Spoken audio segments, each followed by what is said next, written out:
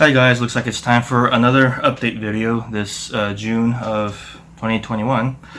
Alright, so where to start? Okay, so the status of my writing, specifically on my blog, I suppose. So it's been since January, so that's like 5 months since I've written something on that blog. Just want to let you know that, I'm still active. I'm still going to put some blog posts on there, some writings. There's going to be a post containing this video in which I textualize the update. But clearly, aside from that, I'm gonna follow through on what I said in my last update video, in which I laid out those 4 article ideas. They're still going to be made. I promise you that. The reason why the first one I was going to work on has been taking so long is because of the research involved, and by research I just mean reading Rand's The Fountainhead. I'm not a fast reader, right? I mean, it's not something. Reading is not something I really do all that fast, and it's hard for me to find the time to just sit down and read as much as I would like to. Some of you people kind of zip through books, and I just don't know how you guys do it. How do you find the time to do stuff like that? But the point, but it's going to get done, and I will do it. But in the meantime, I'm going to fill up with a few more new articles, just to prove that I'm still alive and well, and my blog is still alive and well in the context of the writing that's to come. So I got 2 new articles that I'll write in advance of the 4 I mentioned in the last one. And the 4 I mentioned in the last one, that's of course the one about cancel culture, which is probably going to be expanded to more things than just cancel culture. And there's the one on the 7 samurai analysis, one on Japanese individualism in the culture, and an analysis on a Rand article. More details on the previous update video. I think that was back in January as well. So the 2 new ones I'm going to do. I was debating whether I should make them into videos or just do into my writings, and I was persuaded to do writings instead. So the first one is going to be on what I call the war against male sexuality, right? You'd think a lot of this comes from the feminist side, attacking male sexuality as a form of, chauvinism or something or the other, or maybe toxic masculinity, I guess. But I'll include some of that, but a lot of it has to do with the traditionalist side. And because, it seems like, every time they kind of masquerade as defending or praising masculinity, every time that happens, they kind of have to sneak in some kind of denigration of male sexual behavior. They only seem to approve of male sexual behavior in as much as it only is applied to a monogamous, intimate setting, even though that's kind of not exactly what you would call a hotbed of intimacy, and before I get into a whole rant on that one, I think I'll save it for the article, but you should definitely read it when it comes out. The other article will be on MGTOW, and specifically a defense of MGTOW by defining it as basically men's independence, basically, MGTOW is a philosophy and mindset that is just about independence of men, not beholden to gynocentric norms. And it's not just about defining MGTOW in this way, but also defining what it means to be against MGTOW, and not to give away the point of the article. I'm gonna be sure it's something worth reading, but I will accuse those who are against MGTOW of being directly against men's independence, in effect at war with men's independence and freedom. See, here's the thing. They say I don't have a problem with MGTOW, and to each their own, but I'm against it because I believe that families need to exist and humans need to procreate. So, in other words, if man doesn't submit and give up his independence and cede power, then apparently they're not subject to reproduction. It's like they flat out admit these kind of things. And there's some kind of traditionalist men that say that, but it's the traditionalist women that are really loud in this whole thing.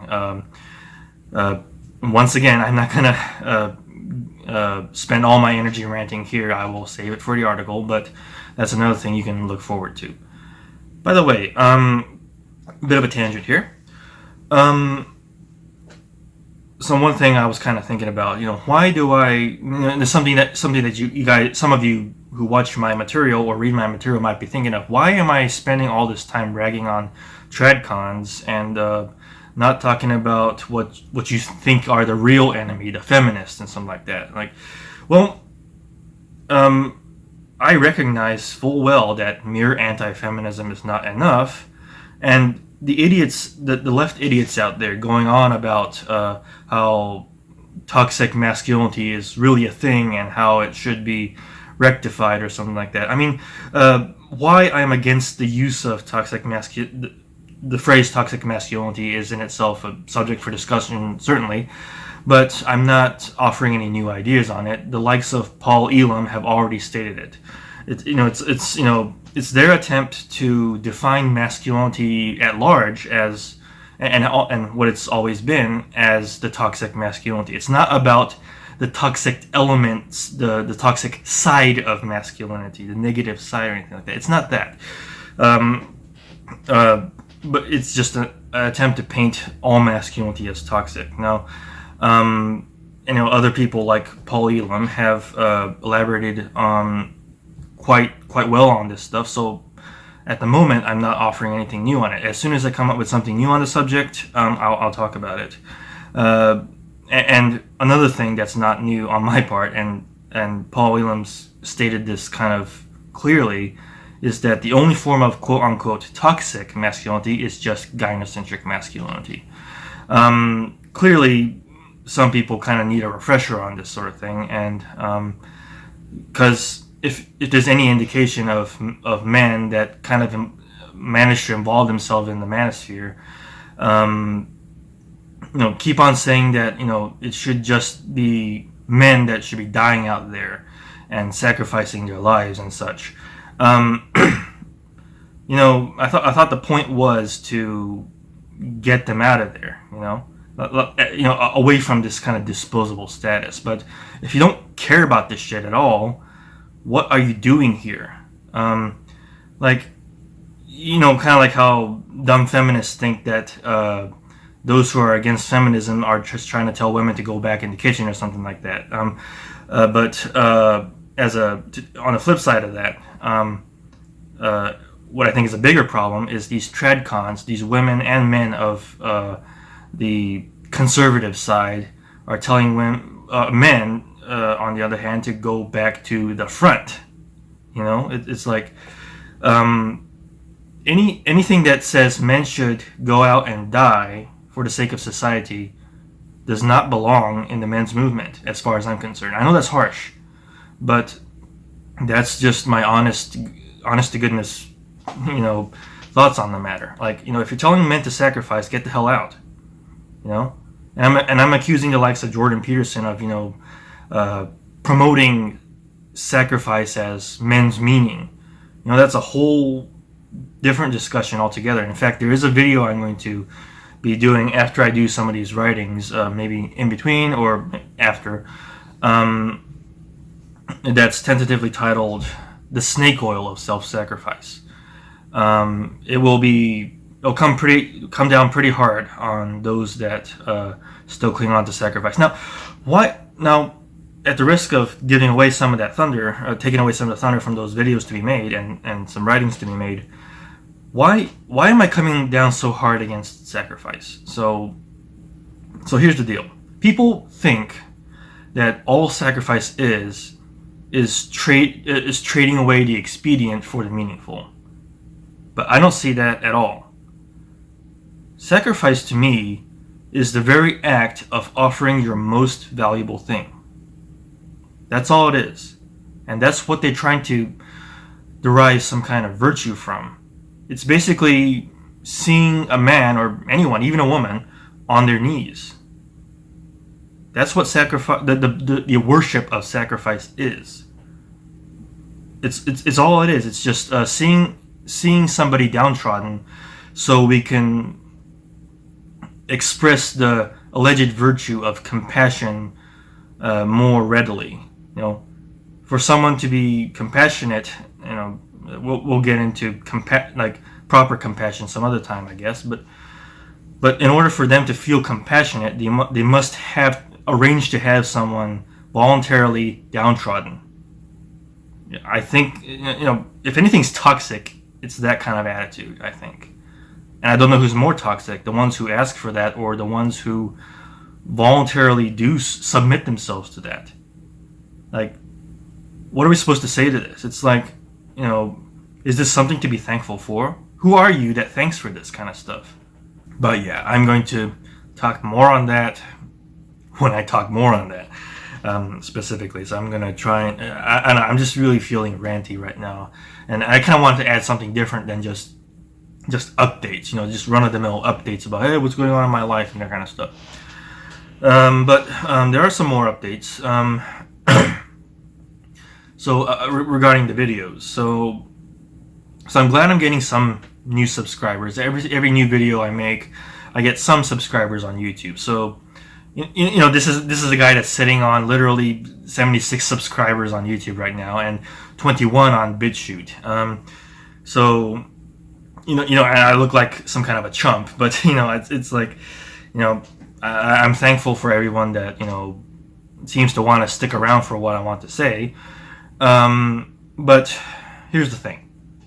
So I've got reason to believe that YouTube is screwing with the viewer count more than it should have. So on places for Voices for Men, where my videos are actually kind of linked, there are more clicks than there are views. And I don't know if it's because, oh, it's that Vernon guy, I don't want to see his shit.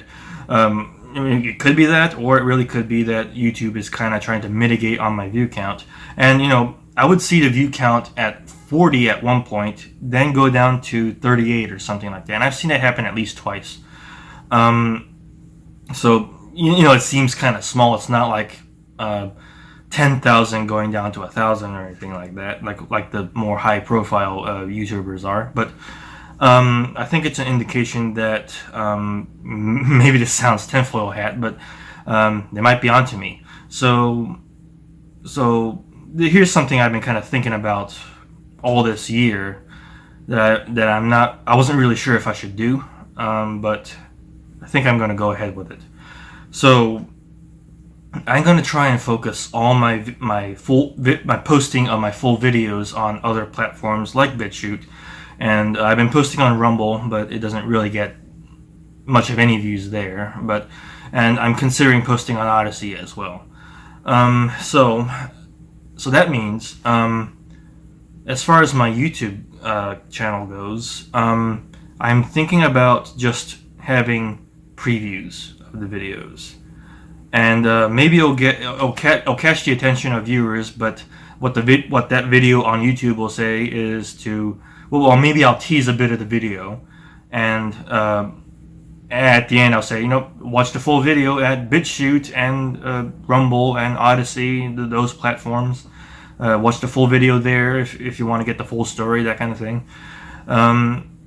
So I think that's fair, and I don't consider YouTube to be a particularly wonderful platform, right? I mean it's most popular, but you know, that's more of an indication that we seem to be unwilling to stick to the other platforms. Now, partly I can't blame them because they need some work, right? Like, for many of my videos, uploading to BitChute has been a bit of a pain.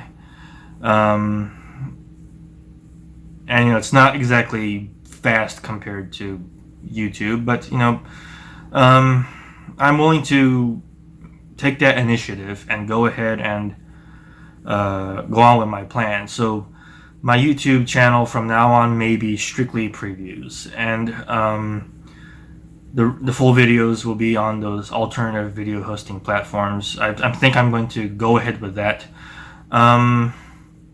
You could tell me in the comments if that's a good idea or not, but I think I'm just going to do it anyway. So yeah, that's it on that end. There's another update. Oh yeah, so I'm thinking about doing my first Q&A video to host on my alternative video channels. So it very well be the first thing that'll be previewed on my YouTube channel, depending on whether that one or the Snake Oil of Self-Sacrifice gets posted first. Who knows? So I got there's some more open slots for questions. I've been trying to get people on Gab to ask questions, and I've got a few, but there's way more space. On YouTube itself, I was actually suggested by a subscriber, I think, that maybe put a video out to explain that I've got a Q&A that I'd like to do. Send some questions over. So I'm doing that right now. Send some questions over, and what I want it to be, what I want this Q&A video to be, is to be like a prelude to Subscribestar exclusive Q&A videos. So this first one I want to be public, but the rest I kind of want to be Subscribestar exclusive, as in it doesn't go public, it stays unlisted. So that's kind of what I want to give a taste of. A subscriber can ask some questions, even some relatively sensitive ones. There might be some limits, but some questions that would be I normally would not answer in a wide public setting. So that's fair game, I think. There's such a thing as inappropriate, right? But we'll try and push the boundaries this time for the exclusive stuff. But I want this public first Q&A video to be just that, a prelude to what to expect on future Q&As on Subscribestar. You can basically ask me anything you want. It's could be about politics. It could be about my usual subject matter, men's issues. You can ask me about libertarianism, objectivism, and fun stuff like Magic the Gathering and anime or music, and even the occasional personal thing, depending on how willing I am to kind of talk about whatever it is. But throw some questions over. It can be in the comments. It could be through my email. It could be through Gab. And as usual, you're gonna see the link to my Gab as per every video I've made since getting Gab this year. So yeah, knock yourself out. Just throw some questions for me to answer publicly in the Q&A. And obviously, if it's too inappropriate, I'm not going to answer. So use common sense, of course. But I think that's it for my updates. For those of you who've been waiting for the articles I mentioned in my previous one, I do apologize. I've got a lot of things going on, including working on a new album, the sequel to Echoes of Inner Space. That's going on. It's slowly but steady, but not too slow. I would say.